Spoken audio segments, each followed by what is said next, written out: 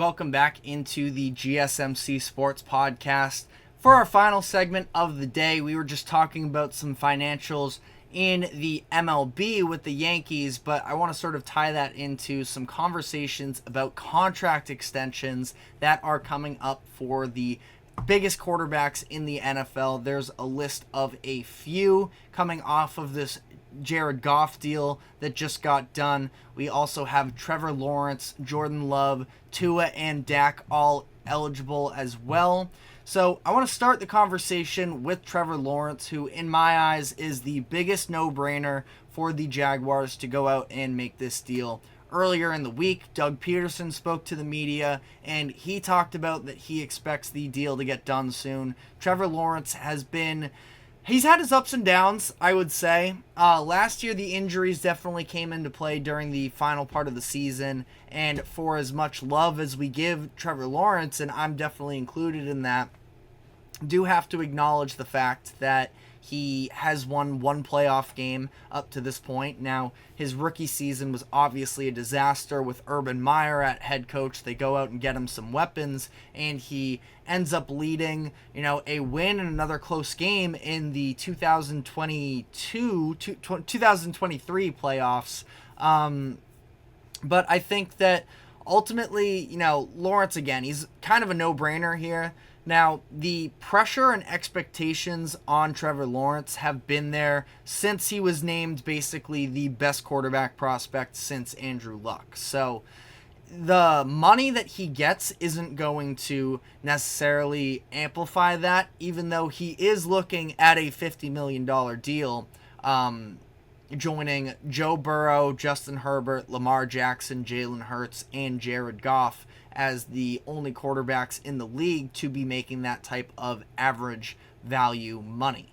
And, Trevor Lawrence, again, I am very high on myself. I can also acknowledge the fact that it seems like in some of these types of instances, even if you go back to the 2022-23 season, Trevor Lawrence had a do-or-die game against the Tennessee Titans in Week 17. Now, they end up winning that, which helps them go to the playoffs where they pull off that improbable comeback against the Chargers. But that wasn't a great game from Trevor Lawrence either, where he was sort of airmailing a number of throws during that moment. And that was coming off of some incredible comebacks in the fourth quarters throughout that season. Had one against the Ravens, had one against the Cowboys. So there's a lot to feel good about, but also at that same time, it does seem like he hasn't necessarily fully unlocked that level that we were expecting him to be at already. And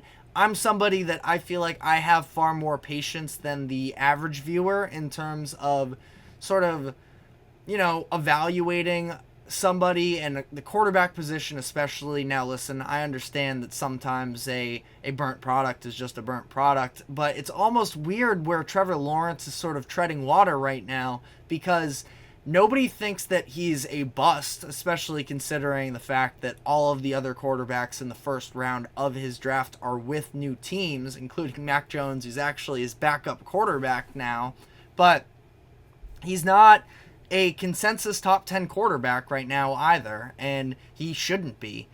I still have a lot of faith in him in the long term, but, it's going to be interesting, especially coming into this next contract, that's where he's going to really be evaluated, and just not sure how it's necessarily going to play out just yet. The Jaguars have tons of talent around him, so at least we have to see a more efficient Jaguars offense for this upcoming season. And I think that Lawrence can sort of carry that load, but let me know in the comments section whether or not you agree. Next player on the list here, Jordan Love. He is probably in that same conversation with Trevor Lawrence almost, where we've seen a lot less of Love, which could be a little bit of a holdback, but at the same time, if you're the Packers, you have this extremely young roster. I'd go out and get this deal done sooner rather than later, and sort of, it's kind of rolling the dice, but I think we know what we have in Jordan Love. I think that everybody's already sort of shooing him in to be the unquestioned next franchise quarterback. I think that is what he's headed for, but it also wouldn't be the most shocking thing in the world to me if we do see a level of regression. It took him some time last year to adjust to NFL defenses, and then he did, and he stepped up in a big way. Obviously, take what you will with the second half of the 49ers game in the playoffs. We know that he wasn't good. But I do think that this is the right decision for them to make this kind of a deal. Now, $50 million definitely has me a little nervous, but if Jared Goff can make $50 million, I think trying to, again, especially considering the situation the Packers are in, they're not wrapped up into too many players financially. You try and make it happen. You get that price done earlier rather than later when you know that it is only going to become more expensive as time goes on. But Tua Tagovailoa is somebody that I think is an incredibly hard person to sort of evaluate here, because I'm not really bought in on him in terms of being a guy that can go out and be the reason that you win playoff games. He's in a very quarterback-friendly system. He has tons of weapons around him, both in wide receivers and running backs. And I think that if I'm the Dolphins, I would be willing to sort of play this out a little bit longer, because the difference, and I'll just sort of tie this into the next quarterback in conversation, and Dak Prescott, there isn't really a backup plan for the Cowboys without Dak Prescott, unless you believe that Trey Lance could potentially be something. But I don't think that the infrastructure of that offense is at a level where they can sort of afford to just kick it with a backup QB and assume that they can still win games, where the Dolphins, without Tua in the 2023 playoffs, were able to be competitive with the Buffalo Bills with Skylar Thompson at QB. And obviously you don't want to operate under that fully, but I would definitely have my hesitations about paying Tua that much money. Now, there are some stories that have come out in the offseason that he's been trying to work on his mobility, which I think is a huge thing for him, being able to not necessarily be a huge threat running downfield, but I think that he can really be knocked off his spot, and for good reason, considering the injury history with him, especially the stretch of concussions that he dealt with during the 2022-23 season. But I don't think he handles pressure very well. So if he can get better at evading, we can see the arm talent is sort of meh in my eyes, and I haven't necessarily seen him at the pro level yet be able to come up in these big spots, where I watched Will Levis, and obviously, national TV tax obviously gets maybe a little bit of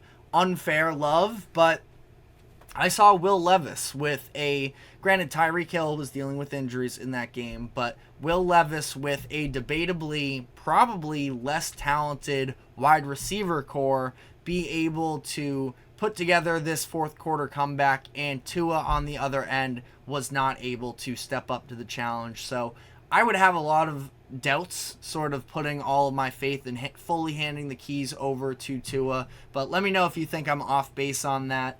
I think, again, Tua's a solid quarterback, but when you're talking about paying a guy $50 million, listen, I know I just said Trevor Lawrence, Jordan Love, they're not unquestionable entities, but I still would.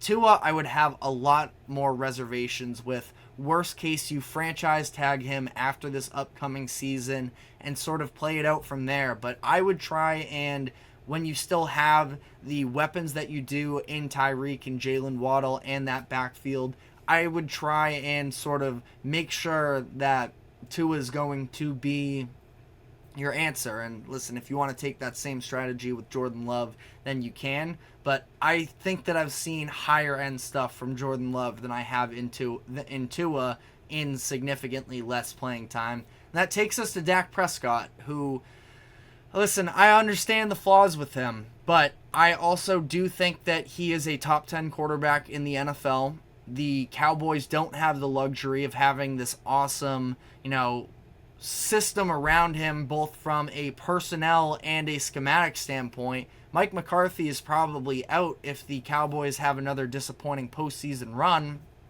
So I would probably lean towards paying him. And the Cowboys, I don't think there is an easy fix with them. So there's more steps to this process. I would definitely consider it if you also feel like he is Kirk Cousins, which is a pretty accurate comparison, and that the Cowboys aren't going to be in a place where they can be contenders anytime soon.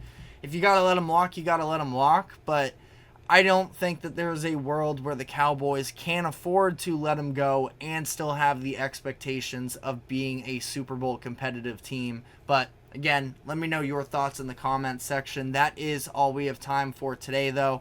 Thank you very much for tuning into the GSMC Sports Podcast. Thank you to the GSMC Sports Network for allowing us to host this show.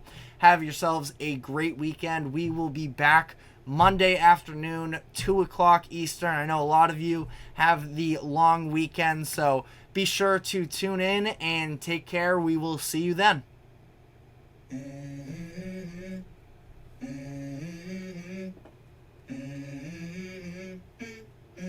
Let's go. I wake up to a little bit of drool on my pillow, feel like it's gonna be a bad day.